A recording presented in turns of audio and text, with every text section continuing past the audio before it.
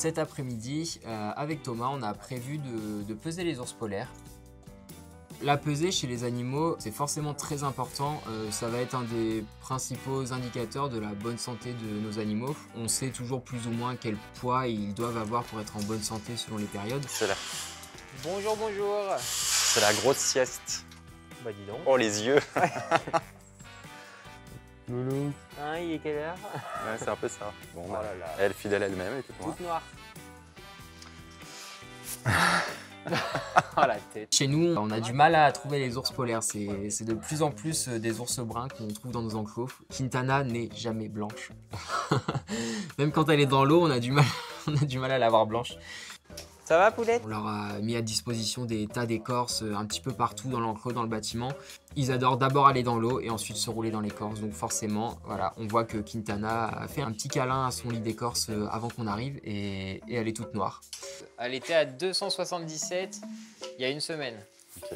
Avant chaque pesée, on fait toujours nos petits pronostics de savoir combien vont peser nos ours. C'est toujours un petit jeu entre nous, voilà, celui qui va le plus se rapprocher du poids de l'animal. Pronostic? Pronostic, je dirais qu'elle est à 279. Ouais, moi je pense à la stagner. Stagné? Ouais. Ok. Je suis très bon à ce jeu-là. En toute humilité, généralement, aujourd'hui on verra, mais j'ai l'habitude d'être plutôt proche des poids que j'annonce avant les pesées.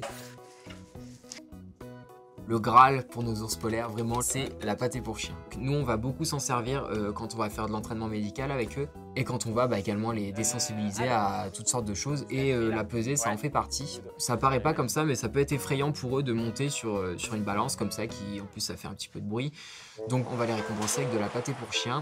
Eux, ils adorent ça et ça permet de positiver, qu'ils aient pas peur et qu'ils aient envie de remonter sur la balance la fois d'après en fait.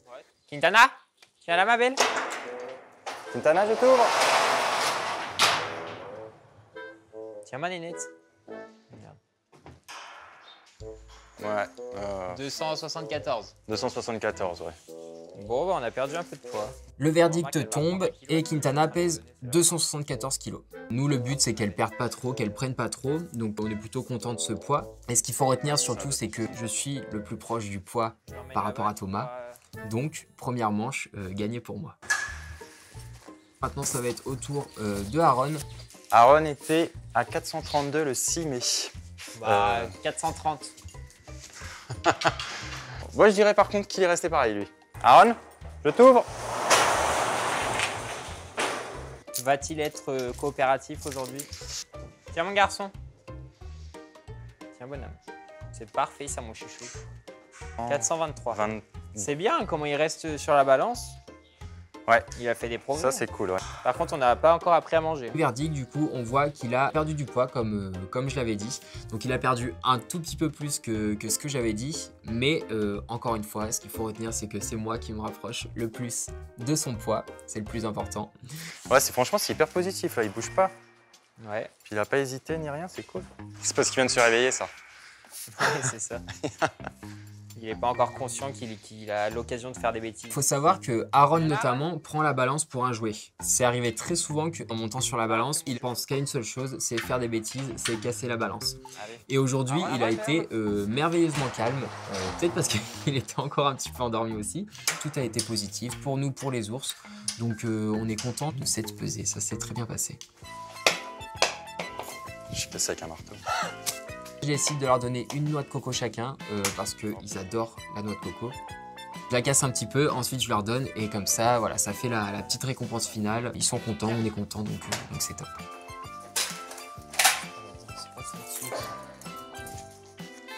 Bon bah c'est cool, hein, ça a bien été. Hein. Bah franchement, Pour une fois qu'Aaron ne pense pas qu'à faire des bêtises et c'est qu'à ce que se j'allais casser. dire, ouais. On va pouvoir y aller? Ouais. On les laisse tranquilles. Il mange. Tout à l'heure les chouchous?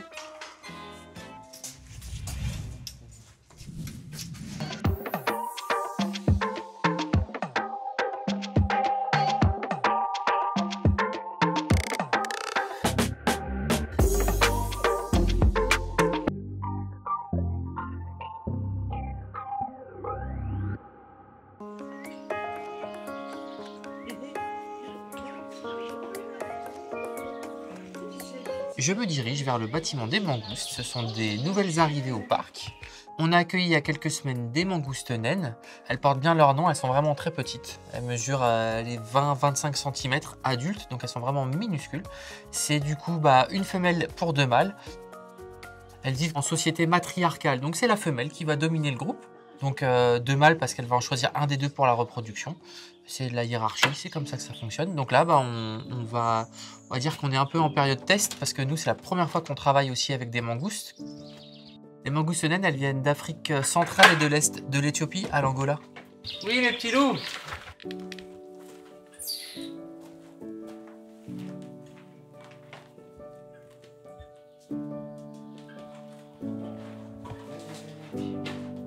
La loge, on l'a complètement refaite, hein, donc c'est un paysage qui est assez désertique, du sable encore un peu humide, tout ça, des pierres aussi, pas mal de pierres. Et on a deux pierres qui sont vraiment très plates et qu'on a mis à deux endroits opposés. Et c'est notre plateau, en fait, c'est là où on va prendre l'habitude de mettre la nourriture.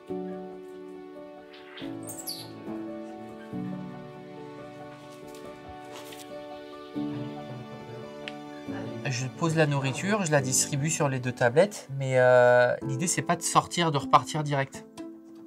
Il faut vraiment qu'elle s'habitue, donc en fait je me pose dans un coin et je vais me faire comme l'arbre qui est à côté. Il faut plus bouger, il faut juste qu'elle se rende compte que je suis là, que j'ai apporté la nourriture, donc je suis plutôt positif, mais que je veux rien faire de plus en fait. Donc voilà, je me pose et en fait le résultat est qu'elles arrivent, il y en a 2 qui arrivent et qui s'approchent. Alors elles viennent pas du tout se coller, mais elles approchent et c'est déjà une première petite victoire parce que l'idée c'est qu'à terme elles viennent encore plus près ou que moi je puisse bouger dans le bâtiment sans que ça soit tout de suite la fuite complète de nos 3 individus.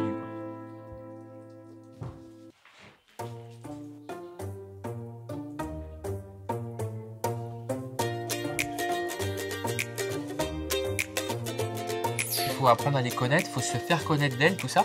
Donc là, c'est certes juste un petit goûter avec 3 tout petits individus, mais en attendant, il faut qu'on installe une relation de confiance.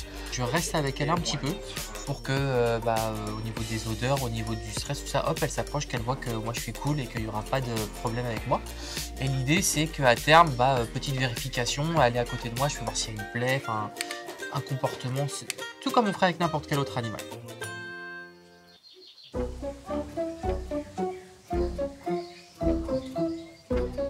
Je les ai nourries, elles vont bien, je n'ai pas fait un travail expéditif, je reste un peu avec elles. Elles se sont approchées petit à petit, au moins 2 sur 3, donc c'est déjà bien. Maintenant, comme tous les jours au zoo de la Flèche, on a d'autres animaux qui nous attendent, donc je ne vais pas rester 60 ans, il faut que je reparte pour m'occuper des autres.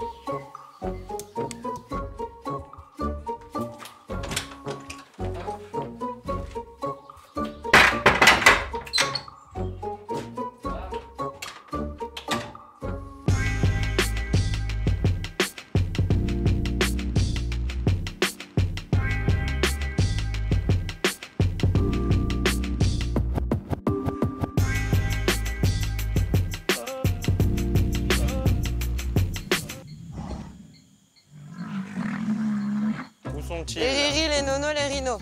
Eh ben... On fait une douche? Ils sont tout là-bas. Eh ben, avec cette chaleur, ouais. On fait une douche.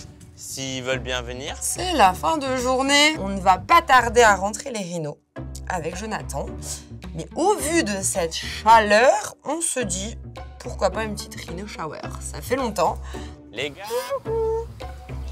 Rhino Talasso. Bali boy. Vite. Bon, ça arrive. Allez. Ils sont plutôt bien rodés, hein. Ils savent, ils ont une petite horloge interne, ils savent qu'en rentrant, c'est le festin. Donc, ils sont jamais bien loin. Avec Jonathan, on décide de les rentrer en prépare, c'est un peu plus simple pour leur passer la Allez, vie. mon Bali boy. Attention à toi. Hop là. C'est bon? C'est tout bon. Allez, boy, on y va. On rentre les 2 rhinos en prépare simultanément, comme ça ils sont chacun de leur côté. Et on se dit avec Jonathan qu'on va commencer par Bis. On envoie effectivement l'eau, c'est parti. Et là, étonnamment, Allez, mon garçon. c'est pas très réceptif. Eh bien... Ah ouais, c'est pas trop mal en fait. Bis fait son petit frileux et au final va commencer par nous présenter son arrière-train, son dos. Il fait super chaud, après c'est la première journée chaude de l'année. Il a probablement passé une bonne partie de la journée dans le bassin. Voilà, super. C'est bien, mon De garçon. l'autre côté? Non. Bah non, il veut pas. Je me mouille. Moi je frotte et puis après toi tu rinces. On fait ça? Eh ben tiens, je vais aller mouiller le Bali. Bali qui est un fanat des douches, un fanat de l'eau, je dirais même. Je lui propose le jet d'eau et étonnamment, c'est un gros flop. Il en a strictement rien à faire de mon jet d'eau. Il me fait savoir qu'il a vraiment envie de rentrer. Il y va, il coup de corne sur la porte. Donc pour éviter de casser le bardage du bâtiment, je ne tarde pas à le faire rentrer. En me disant de toute façon, les animaux sont rois, il veut rentrer. Et bon, très bien, monsieur, tu vas rentrer. Oui, Bali. Allez à la soupe. Regarde. Rien. Bis, en plus d'adorer l'eau, il adore les gratouilles. Et entre autres, on a l'habitude avec lui de passer le balai brancy. On fait l'épaisse. Quand il a capté qu'il pouvait avoir ses gratouilles, il n'hésite pas, il se rapproche. Et alors là, ça y va. Jonathan est parti en mode décapage de rhinocéros. Et ouais, Bis a sa dose de gratouille. Bis, ça fait plaisir. Il va se coucher. On a deux rhinos qui ont deux personnalités complètement différentes. Ouais. Alors, Bis, pour moi, c'est un peu le premier de la classe qui est très, très proche de nous. Il a une grande sensibilité aux caresses, vraiment. Donc, lui, dès qu'on peut, on y va et il est présent, il adore ça. Balichon, à cette heure-ci, pense un peu plus avec son estomac. Il a très faim. Il a très faim, il veut rentrer, il veut manger. Voilà, il nous le fait savoir. On a fait un lavage extrême, là, non? Ah ouais, là, à haute lavage pression. moussant, cirage, tout. Ouais. C'est bien. Eh ben, c'est tout propre. Ouais, je te confierai pas ma voiture, Jo. Hein? Je te confierai pas ma voiture. Ah, c'est des grosses traces de boue un peu partout. Ouais, je sais. J'avais plus de jetons. Oui, c'est ça. Ah, bah alors, oui. rupture de jetons. Et puis, on se rend sur la plaine parce qu'il n'y a pas que à s'occuper. En fin de journée, nourrissage des antilopes, comptage des antilopes, puisque on va dire que la reproduction fonctionne plutôt bien aux zones de la flèche. On est passé d'un groupe de 9 cervicapes à 15 en quelques mois. Et donc voilà, ces petits moments aussi sympas. Le soir, la plaine au lever et au coucher de soleil, de toute façon, c'est toujours super chouette. Le petit moment de détente, nourrissage antilope sur la plaine avec Jo.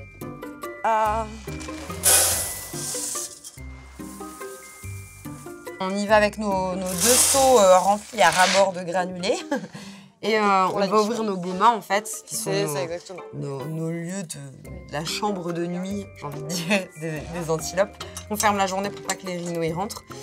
Ça permet de voir un peu nos antilopes, de les compter, de voir si tout le monde va bien. 2, 3, 4, 5, 6, 7, 8, 9, 10, 11, 12, 13, 14. Mais on est toujours petit, hein. Il y en a un qui est parti là-bas, je pense que ouais, c'était bon. je l'ai compté. Notre mâle, c'est le mâle du groupe. Là, juste devant, il nous regarde, c'est le premier avec ses couleurs bien foncées. Eh bien, allons-y.